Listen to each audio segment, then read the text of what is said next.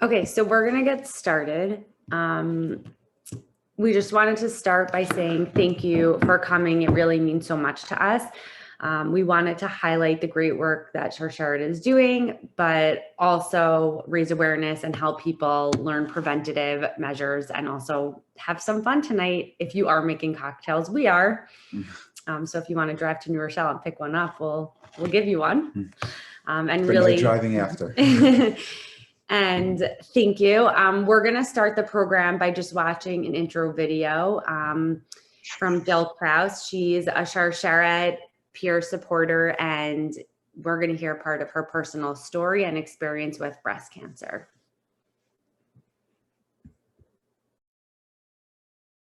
It was April 2010 and I was 38 years old. I had run my first marathon only 4 weeks earlier and believed I was in the best shape of my life. I had 4 small children, ages 10, 7, 5, and 3, sleeping in their beds. They still had about 30 minutes before they needed to wake up and get ready for school. It was a regular weekday morning. My husband was in the kitchen getting ready to leave for work, and I was in the shower. I was simply showering, nothing special, no self-breast exam, just showering. And then I felt it, a lump. I could move it around in my fingers. My breath stopped as I gasped for air. My brain kicked in trying to protect. It immediately had me ask, maybe you felt it wrong. Maybe if you lift your arm over your head, it will be gone. Maybe it's nothing. In that very moment, I learned my first of many lessons. Trust the initial gut reaction. Trust the intuition that Hashem gives you. Trust the whisper. From that very moment, I knew I had cancer. I now needed to figure out what to do next. I called down to my husband to come upstairs as he had not left for work. I wanted to clarify that I wasn't going crazy and that I was actually feeling a lump. I asked him to feel it and he agreed that it was definitely a lump. Great. It was 7:45 and the doctor's office didn't open until 8. I stared at the phone wrapped in my towel because I couldn't find the energy to get dressed. All my energy was focused on the lump. I began calling at 7:58. Maybe my clock was slow. Then again at 7:59. Finally, 8 o'clock, someone answers. I explained and described what I'd found, and to my delight, they said I could be seen that afternoon. That would have to be enough to get me through the morning. I had 4 kids I needed to feed, make lunch for, and drive to school. I found my inner strength, my inner mama, to get myself dressed, put on a smile, and get my kids to school. As I dropped them off, I hugged and kissed them a little bit longer and a little bit tighter. I did everything I knew how to do to stay in the present moment, to really feel their sweet cheeks rub up against mine, to smell their freshly showered hair, to let their I love yous linger in the air and then touch every part of my heart. I didn't want to forget how any of this normal morning routine made me feel. Lesson number 2, treasure and cherish the normalcy of life. After dropping off my kids, I drove to Virginia where my doctor's office was located.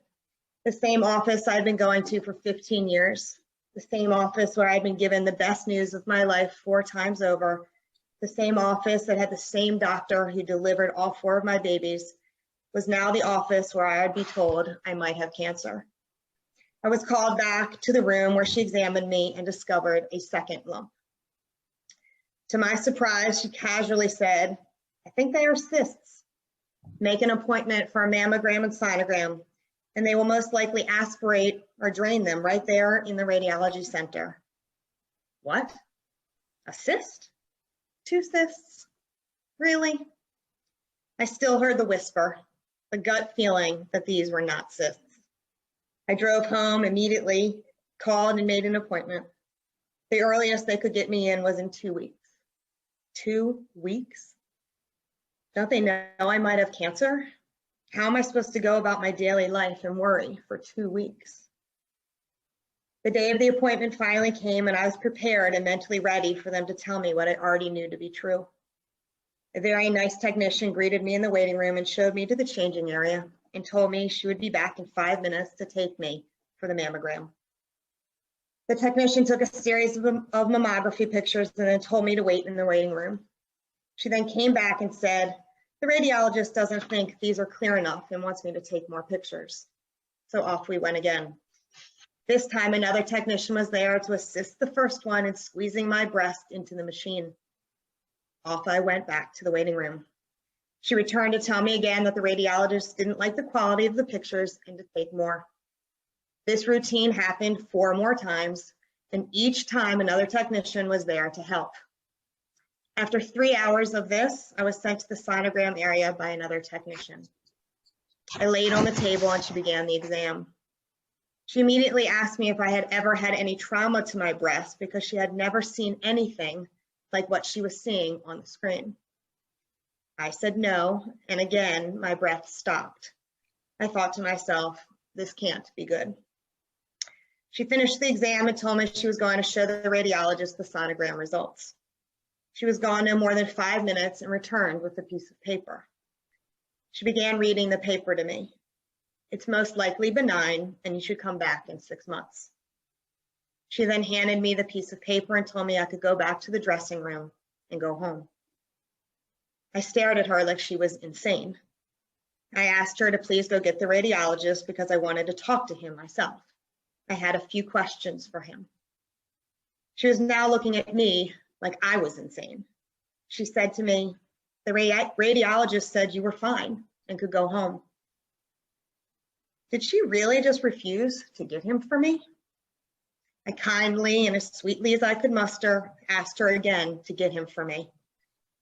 She looked at me and said, fine, and left the room. 5 minutes later, she returned, alone. You've got to be kidding me, I thought. He really isn't going to come back and talk to me. She again repeated, the radiologist said you were fine and to come back in 6 months. You know the look that Dr. Banner gets right before he turns into the Incredible Hulk? Well, that was beginning to happen to me. I looked her in the eyes and said, I will be in the waiting room and I'm giving you 20 minutes to get all my films and sonogram reports and bring them to me. Lesson number 3, always be your own best advocate. No one will fight for your health like you will. 20 minutes later and 4.5 hours after I had arrived, I was sitting in my car with my mammogram and sonogram reports in my hand, crying my eyes out because I knew something was terribly wrong and I didn't know what to do next. I collected myself and called my internist and explained my situation. She told me the next step was to see a breast surgeon and get a biopsy. Finally, a real step toward diagnosis and a step closer to getting this cancer out of me. I called the doctor she recommended while sitting in my car, and again, the soonest they could see me was in 2 weeks. Really? Don't they understand that waiting is the most difficult thing to do? My husband drove me to the appointment and he squeezed my hand and kissed me as the nurse walked me back to the procedure room. It wasn't too bad as far as pain goes, yet I was painfully aware of the doctor's tone and word choices. I knew that she also knew that what she was biopsying was cancer. After the procedure, the doctor told me that she would call me with the results in, you guessed it, 2 weeks. The nurse walked me to the waiting room where my husband greeted me with concerned eyes. I pressed the elevator button, looked directly into those concerned eyes and said, I am certain I have cancer. 2 weeks later, the surgeon called and said the words that I knew were coming, yet at the same time came as a complete shock. The results of the biopsies were positive. You have cancer. I really don't remember much after that. Something about both lumps being cancerous, something about it being aggressive, something about making an appointment to discuss a plan. All I remember clearly about that conversation is that every time there was a pause, I heard myself say, but I have 4 children. But I have 4 children. I somehow managed to focus when she told me my next set of steps. I needed to schedule a PET scan to see if there was any cancer anywhere else in my body. I needed to schedule an appointment to discuss a single or double mastectomy. And she wanted me to schedule everything for the next couple of days. Now things started to move very fast. No more waiting 2 weeks for things to happen. I was able to make appointments for the very next day, and life as a person with cancer began.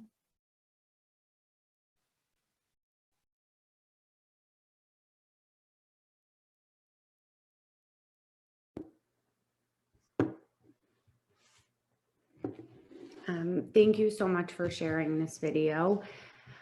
So what we're going to do is basically the rest of the evening, we're going to have our cocktail making activity, and then we're going to hear from Melissa. So the cocktail making is going to be led by Deborah Singer, and she's a longtime Sharsheret volunteer.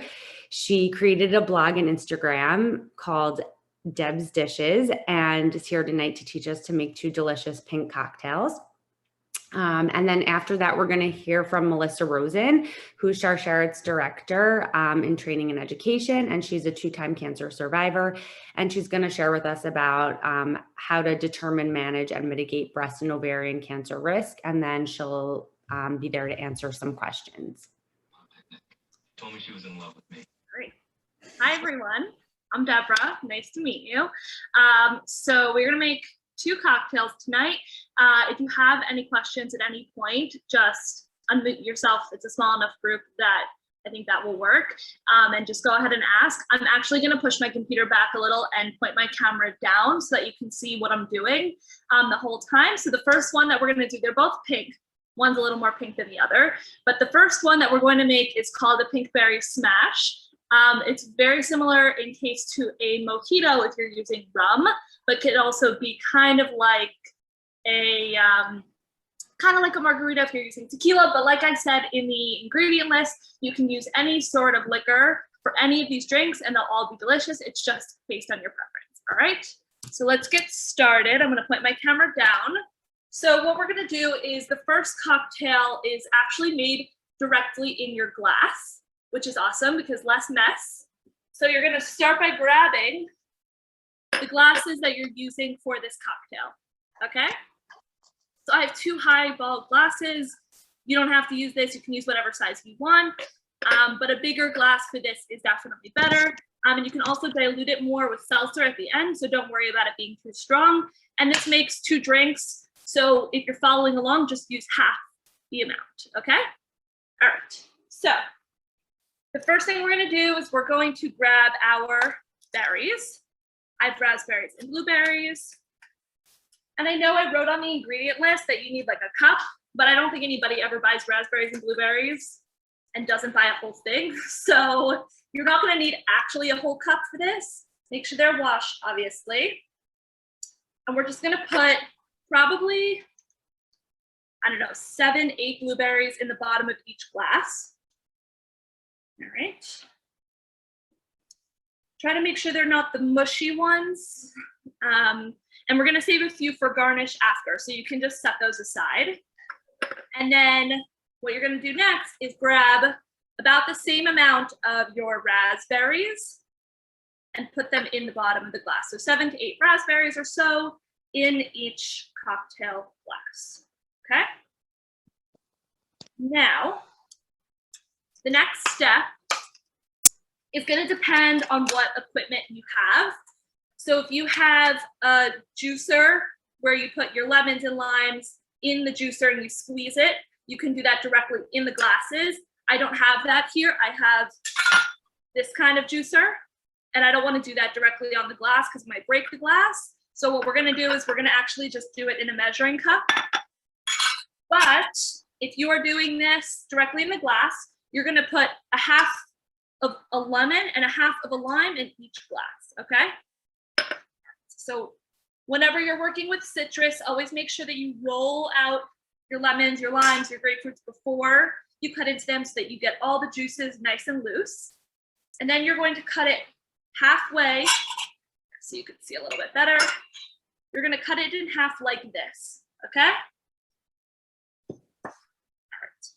Now, if you're doing this part directly in the glass, just squeeze your citrus directly in, but I'm going to do it using my citrus juicer, and I'm going to do it in a measuring cup, and make sure you just get as much of the juice out as possible. right. And that will trap all the seeds, obviously. And then you can pour the first one into one glass. And then as you move on to the second one, you can pour it into the second glass if you are making a second.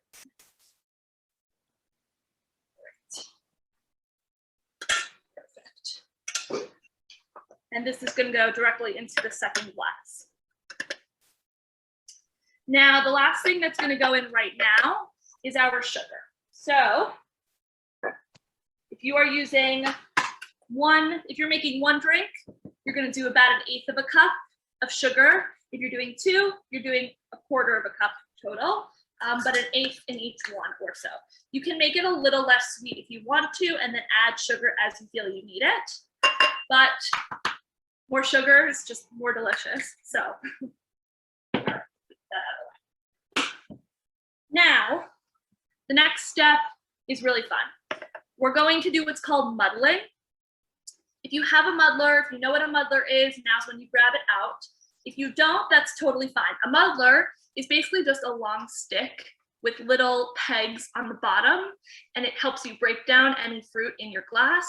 But if you don't have one, you can just use any sort of spoon that has a flat enough surface on the bottom that will get the job done. So what you're gonna do is you're gonna hold your glass on an angle, you're gonna take your muddler or whatever you're using, and you're just going to break everything up like this. And I'll show you what it looks like when it's done, but this is what's gonna make it a pink drink. And it also is gonna help you get all that flavor into the cocktail. Beautiful. And you don't have to go like super crazy with this, just until it's nice and broken up.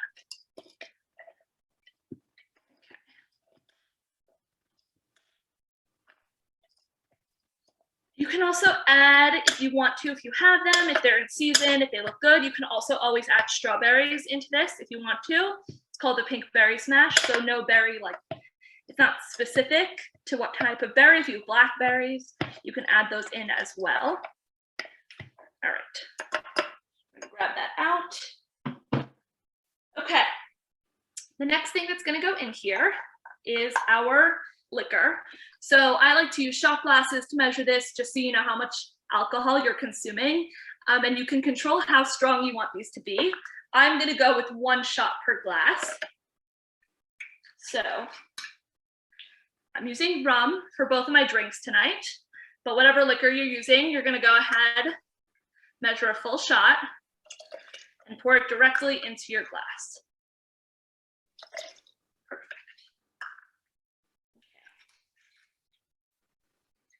Now, the last thing you're gonna do before we add our ice is, if you have mint, my mint's a little sad looking tonight, but if you have mint, the best way to use it is actually not to break it up in your drink, because mint has a lot of natural oil in it, the same way basil does. When you break it up in your drink, you're gonna have A, lots of pieces of mint, but B, it's gonna really overpower the flavor of your drink, and you're really not gonna appreciate the berry. You're really just going to be appreciating the mint. So what you do is you take your mint, my sad looking mint, take a sprig, put it in your hand and clap on it a little bit or roll it around, and then just put it in your drink, but don't break it up. You really don't want it totally broken up in your drink. Otherwise it's going to super overpower everything. But you can even smell it once you clap it, and it just smells incredible. Okay. Now, you're going to put about 1/2 cup or so of ice in each glass.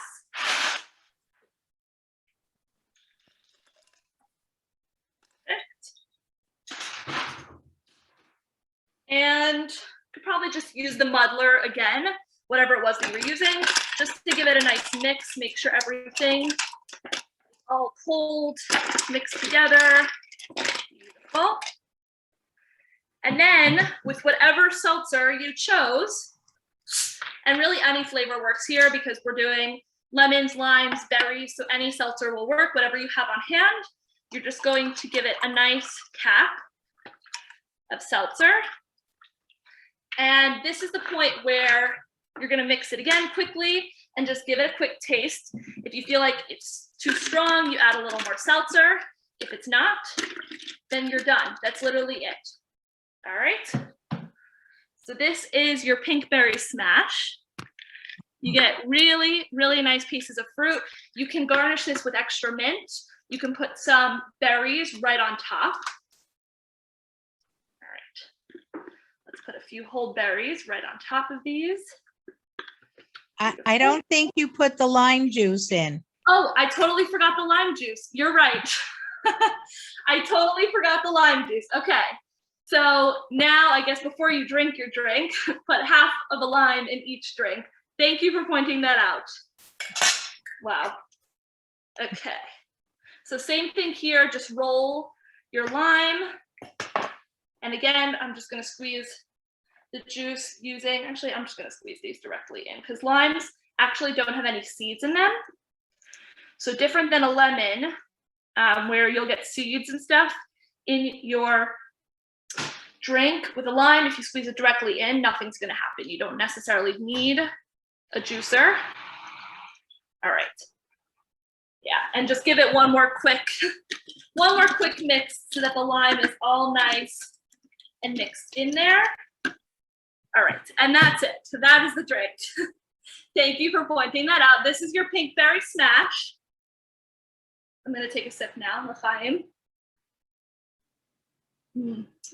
Really nice. It's got a nice like citrusy kick to it, but the berries make it really sweet too, which is why it's one of my favorites. All right. Does anyone have any questions before we move on to the next drink? I know some people are still working on their cocktails. Here, want a drink? I'm gonna give one to my grandmother.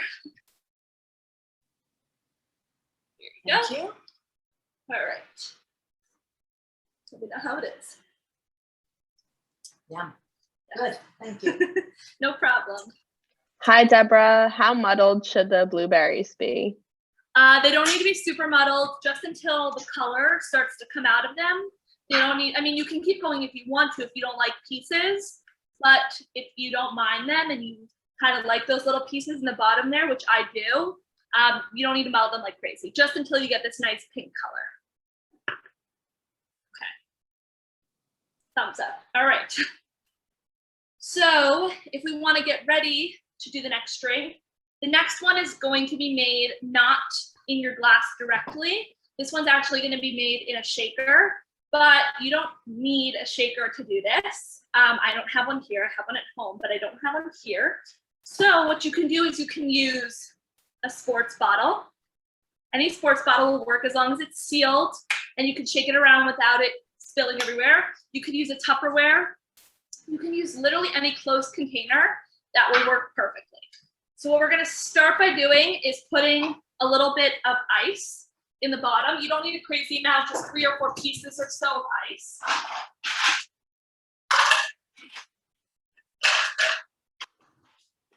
And again, this is going to make 2 cocktails. So if you're making it only for one person, just use half the amount of ingredients that I'm using.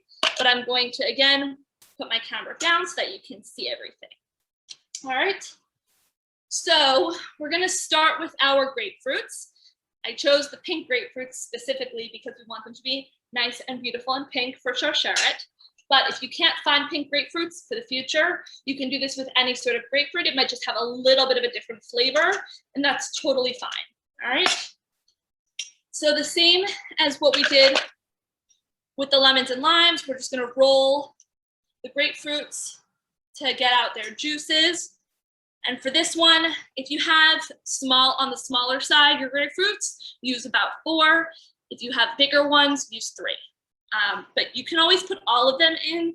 And then if you feel like it's a little too strong, you can dilute it a tiny bit. Mine are pretty decent sized, but I think I'm still gonna go with 4. Okay. My seltzer out of the way. All right. So same as what we did with the lemons and the limes, you have your ends here, and we're gonna cut in this direction, okay? So the same way that you would if you were cutting a grapefruit in half to serve. That's the way we're gonna cut this. Alrighty. Cut them all before you start. It'll just make your life a lot easier. That's something that I learned very early on with cooking, is just try to cut all your citrus first, because then you avoid mistakes like forgetting to put your lime juice in your drink.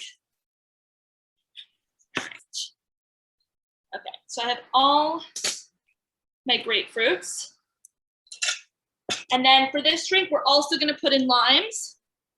We're gonna do 2 limes. If you're doing 4 grapefruits, do 2 limes. If you're doing 3, just do 2. All right, so again, just roll it so that you get all that juice nice and loose inside of your lime. And with this one, everything's going in one shaker before you make the drink. So it's totally fine if you want to just measure everything out first or put everything just directly in your shaker. You don't need to do it all separately. All right. So we're going to juice our grapefruits and just make sure you get all that beautiful juice out of it. It should be nice and pink if you're using the pink grapefruits, which is what I love. One of the things that I love about this drink. And just anticipating this potential dislike, there's no time that goes actually in the drink directly. It's more for garnish. So if it's not something that you like, then you can 100% leave it out. It's not a big deal. You can replace it with an herb that you do like basil or mint. That's totally fine. I just think the thyme is a really unique flavor, and it goes super, super beautifully with the grapefruit.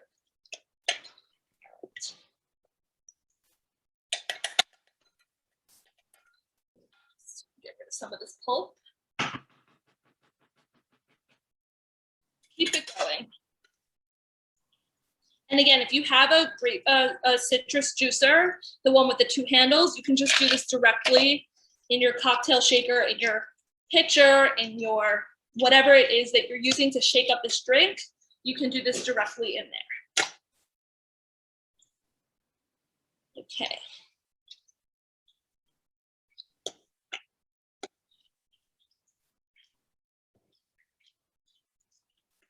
This part is a little bit tedious, but the one thing that I always do with this drink actually is if I'm serving this for company, a lot of times I'll squeeze the citrus juice in advance so that I can make the drinks fresh, but that I don't have to sit there and actually squeeze all the juice at the time, which is super, super helpful and makes this a lot smoother when you're serving company. Okay. Yes, that is 3 grapefruits so far. I have a little over a cup. I'm just gonna finish the last 2 because why not?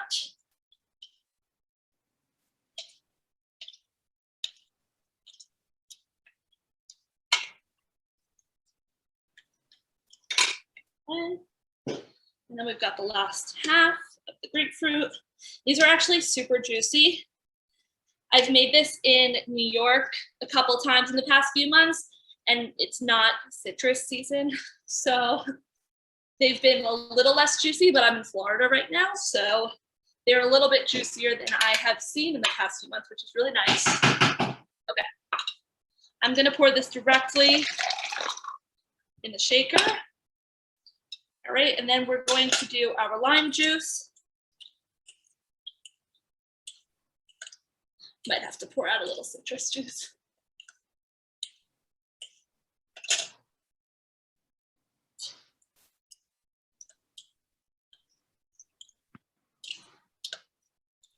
Wow.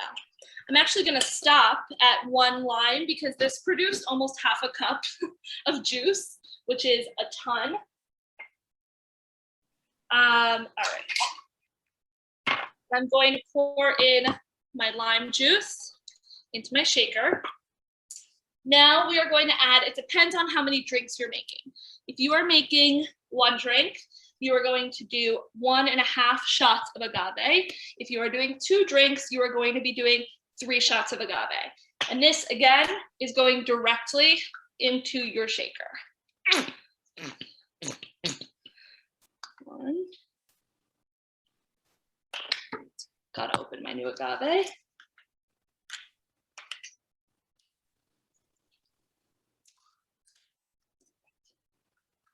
Two.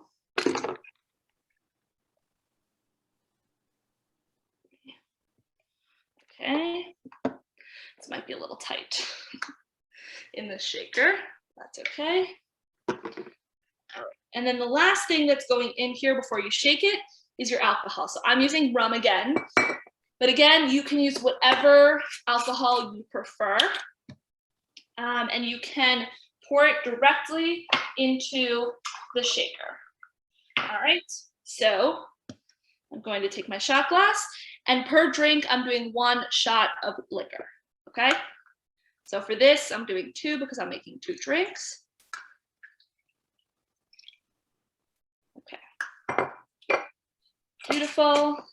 And now you're going to cover your drink with whatever you are shaking it in. And again, just make sure that it seals tightly, because otherwise you're going to have your margarita everywhere in your kitchen. You definitely don't want that. So when you have it sealed, you're just going to shake it a whole bunch. If you have ice in there, you're waiting until your shaker is cold on the outside and has a little bit of a frost on it. If you're using plastic, just wait until it feels nice and cold. All right. Okay. So now what we're gonna do is we're gonna work on the garnish. The garnish for this is actually really, really simple. This is where if you don't like the thyme flavor, you can leave it out. But you're gonna take either a plate or a bowl of some sort. And in here, you're going to put some salt. You don't need to put a crazy amount of salt because there will be enough to rim your glasses. And if you like thyme, you're gonna take your dry thyme leaves and you're gonna take literally a pinch. I wanna show you how little I'm putting in there. Literally just a pinch, like not a lot, because otherwise it's gonna be too overpowering. And you're gonna just mix that around with your salt, okay? And you're gonna grab your glasses. So there are a few methods for getting the salt to stick to your rim. I like the method of using citrus to do it because then you just have citrus flavor on your rim. So just take any leftover limes, lemons, or you could take a new one. If not, you can just wet a paper towel and run it across the rim, or use your finger with some water and run it across the rim. So I'm just going to line the rim with some lime juice. Okay. And then all you're going to do, I'm gonna get really close for this one, is take your glass and just twist it around in, this bowl's a little small, I might get a bigger one. Roll it around in your salt so that you get a salt rim like this, okay? That's all you need to do for both of them. And you can make it as salty as you want to. If you're not into the salt for the margarita, you can definitely use sugar instead. And the thyme flavor will still be really nice. And now you're gonna take your drink, you're gonna take your shaker, whatever you used, and you're gonna be careful, just try not to get the ice in. That's, you know, one of the beauties of using a shaker is that you don't have to put ice in your drink for them to be cold. And you're just going to pour it straight into your glass, like that. And be careful, try not to mess up your salted rim, okay? And then the last piece that you have to do is we're just gonna use some fresh thyme for garnish. So just take a sprig of some fresh thyme. I like the bigger sprigs for this, so you can just grab a few if you have some.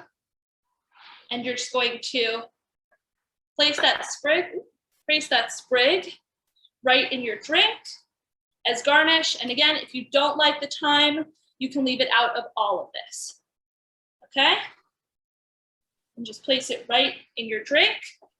And there you have a grapefruit thyme margarita, which is also a beautiful pink color for breast cancer and ovarian cancer awareness for Sharsheret. I hope you guys enjoyed. Does anybody have any questions? Taste this.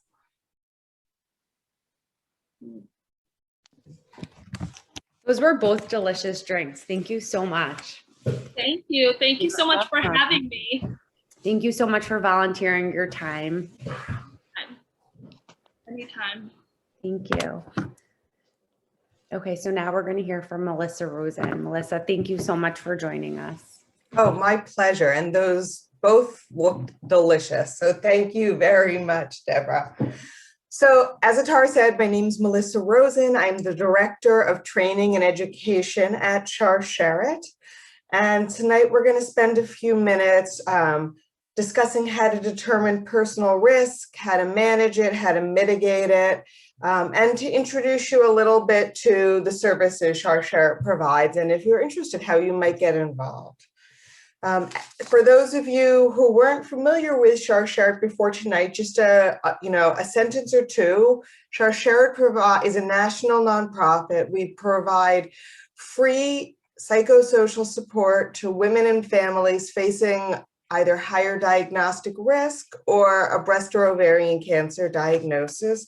We are a Jewish organization and the only one in North America that provides culturally meaningful support for those facing cancer, because anyone facing illness deserves that. Although our programs are absolutely open to everyone.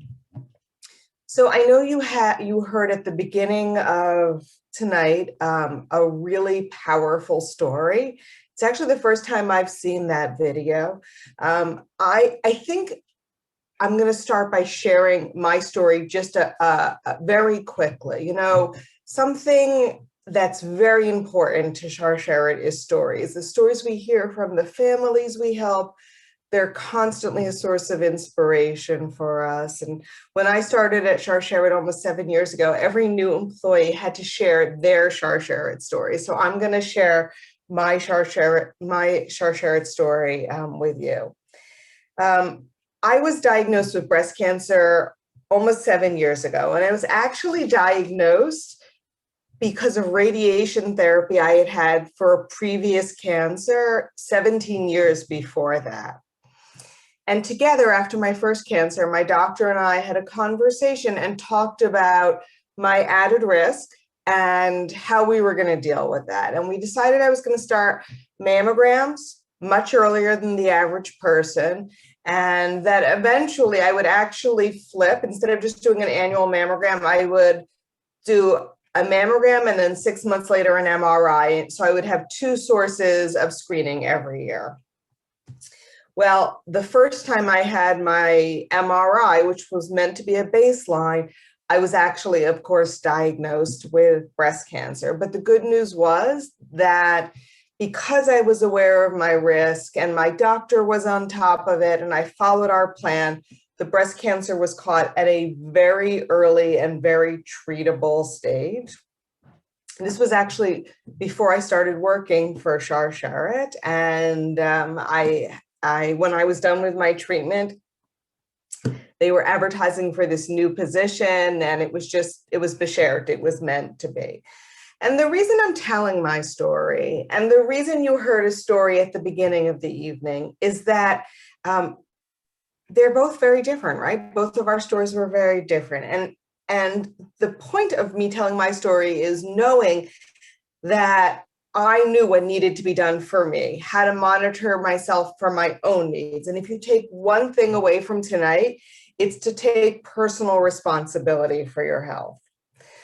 So while this isn't a presentation about COVID-19, and we're certainly not experts at Sharsheret in the virus, in some ways now we're all a little bit more aware of our own health and the importance of being proactive. And I hope that the unfortunate circumstances we're all facing today with regard to COVID make you even more receptive to the information I'm about to share. And I want to just remind you that the information isn't medical advice, because we're all different. That's why I'm asking you to know yourself and your family history, but there are so many ways we can be proactive. And the first one I'm going to talk about is family history.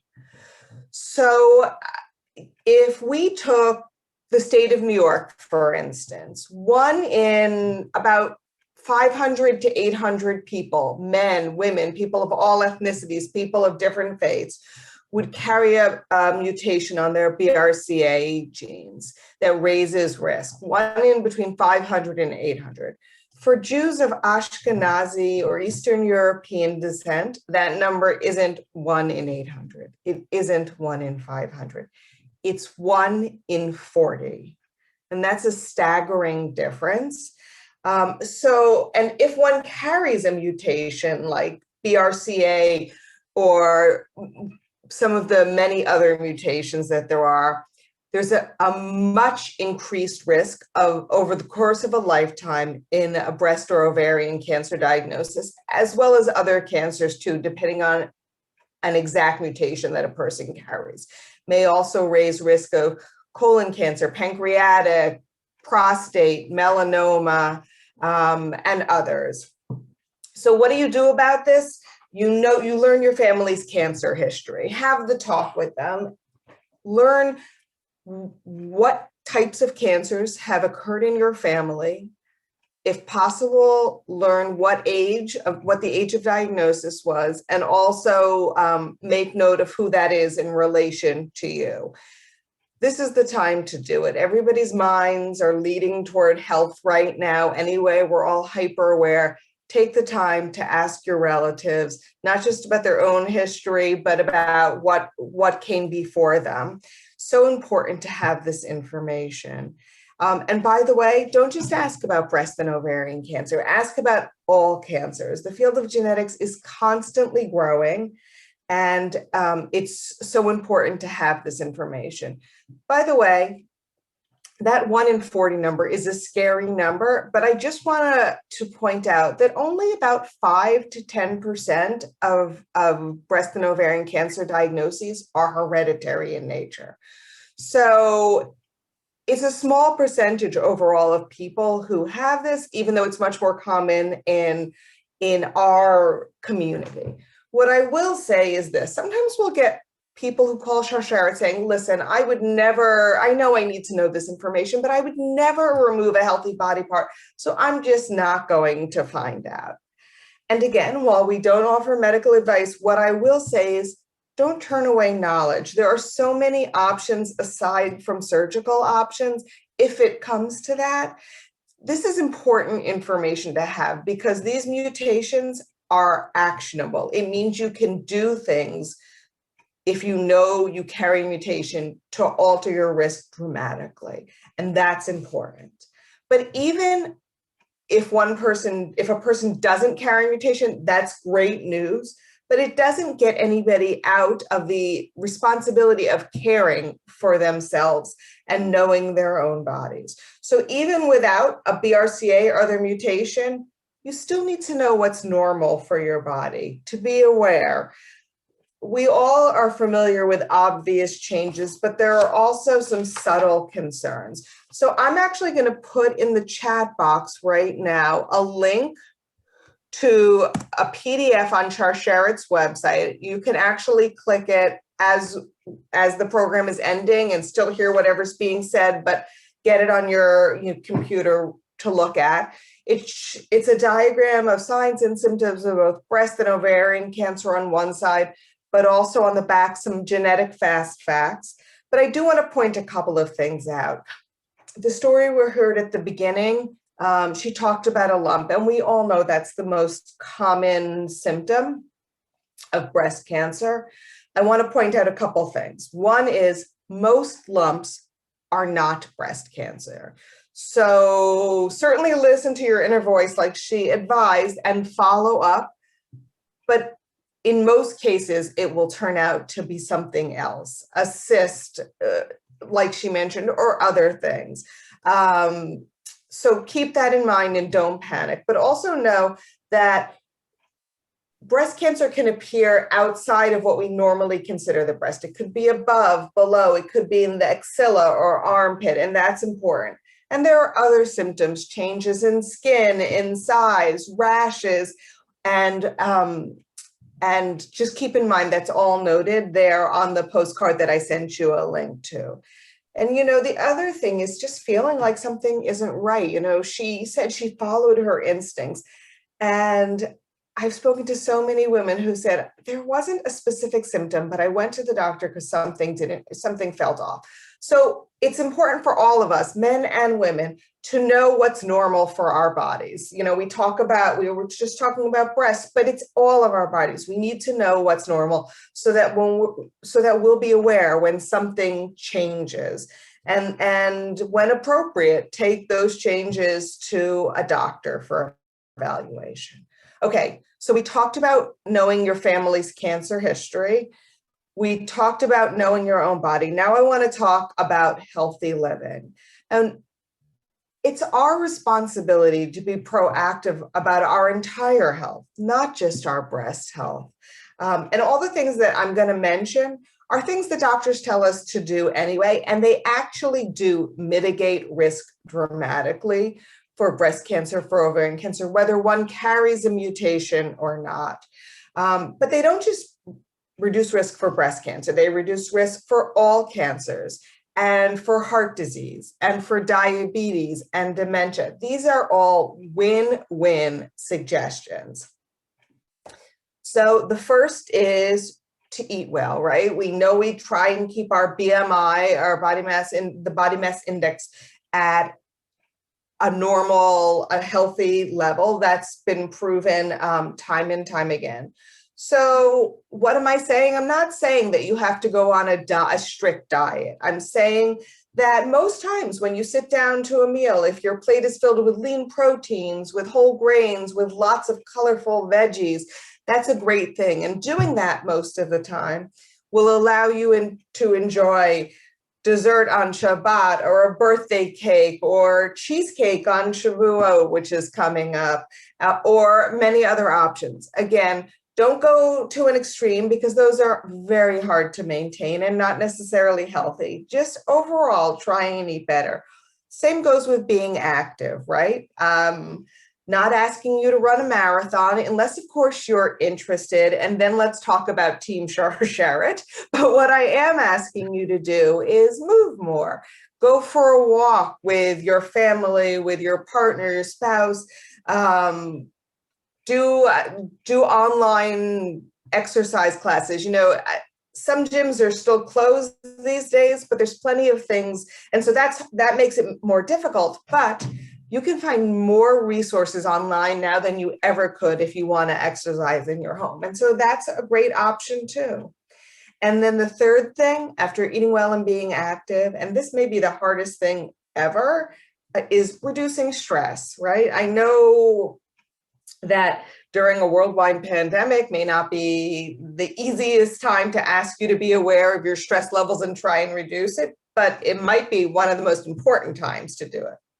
And again, if you're not familiar with some stress reducing activities, now's a great time to find online classes, many of them even free, for breathing techniques or yoga or meditation. And there are, of course, some great apps that you can download to your phone as well.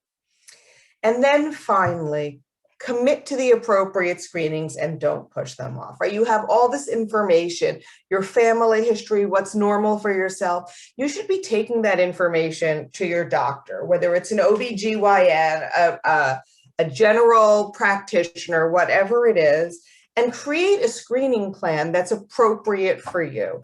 The general screening plans as Jews of Ashkenazi descent may not actually apply to you. You need to come up with your own screening plan, just like I did. So a doctor may take all the information you brought and say, you know what, you can follow the normal guidelines based on family history, based on your own health.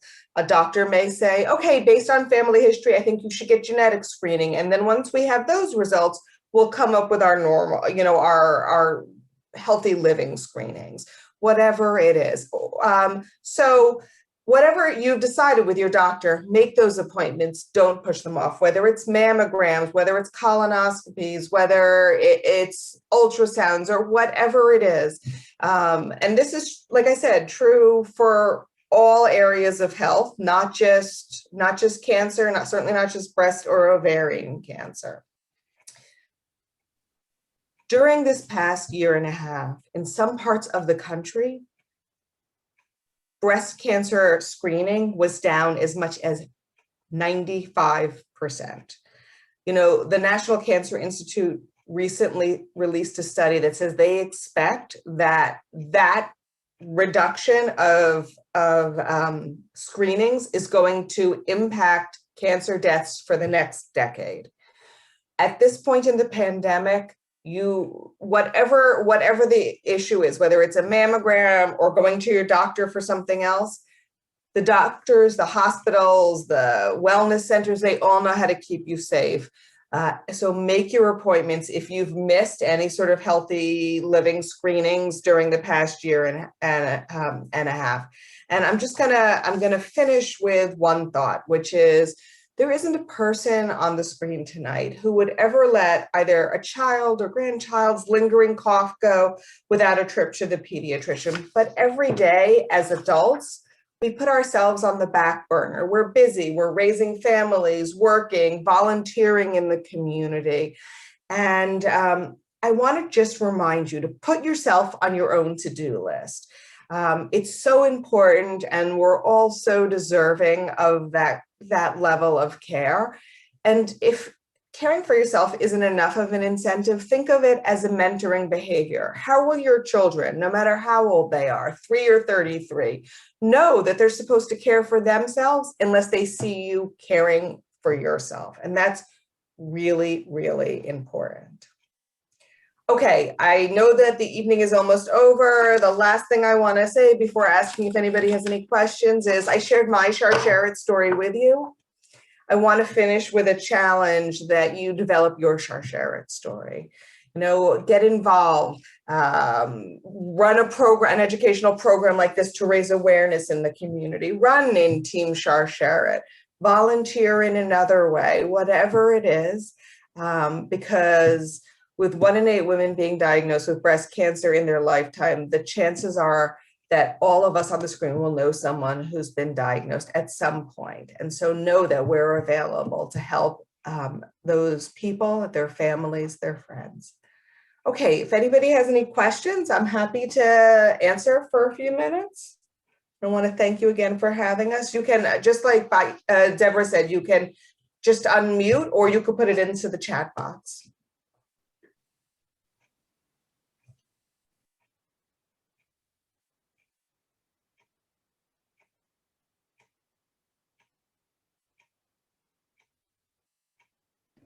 Would you be able, first of all, thank you so much. Your information was really helpful, and hearing your story was really moving. I would say the last part of what you said really resonated with both myself and my husband about putting yourself first and really not ignoring your, you know, whatever you're feeling. So that really did resonate with both of us. When you said that, we both looked at each other. That's so true.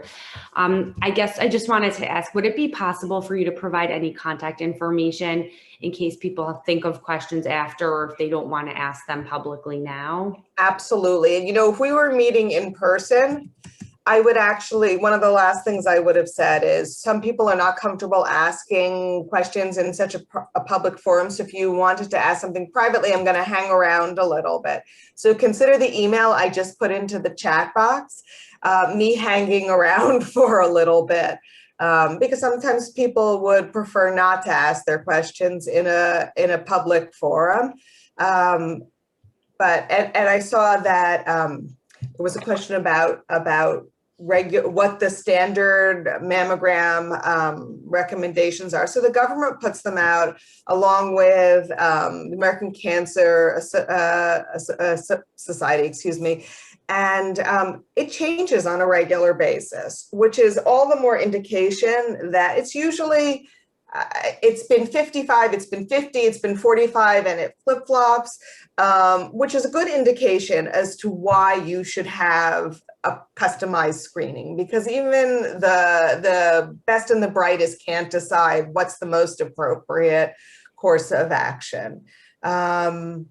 And yeah, so that was that question, but again, happy to answer any others. And I think you're right. Maybe one of the most important things that I did say is remember to care for yourself, especially as parents of young children. We are just so overwhelmed, but just think of it as any other teachable moment that you would when you're doing anything, as you're raising a family. Absolutely. Okay. If Thank there you were so much, and thank you everyone for coming and taking the time. So there was one more question, if you don't mind. So I was asked to speak briefly about male breast issues. So, here's the thing: when people talk about BRCA mutations, so many people think this is a woman's issue, right? I guess they hear breast and they think woman, and certainly they hear ovarian and they think women. But just to point out that men can be diagnosed with breast cancer. And in fact, most male breast cancer diagnoses are actually people who carry mutations, which leads me to the second point, which is men and women carry BRCA mutations in equal numbers and pass those mutations down to their children, male or female, in equal numbers. And as I mentioned very briefly at the beginning, it's not just breast and ovarian and male breast cancer, but also prostate, pancreatic, melanoma for some other mutations that raise risk for breast and ovarian. It might be colon or something like that. And these mutations are different than the mutations we're all familiar with. Like many of us were either genetically screened before we got married or while we were pregnant to test for things like Tay-Sachs mutations and genetic mutations and other things like that. These are different types of mutations. These are dominant versus recessive. For a disease like Tay-Sachs, both parents need to have the mutation and pass it down at the same time for a child to be impacted. And a recessive mutation will never medically impact the carrier. But with the BRCA or another mutation like BRCA mutations, only one parent needs to carry it to pass it down, and the carrier can be medically impacted. So these issues are just as important for men as they are for women. And that's an important thing to keep in mind. Okay, I think that was the last question. Again, thank you so much to Atara and Atara's husband, whose name isn't on the screen. So for that, I apologize. And it was a pleasure being here with you tonight. Thank you so much for your information, and thank you everyone for coming. Thank you. Have a good night. Thank you.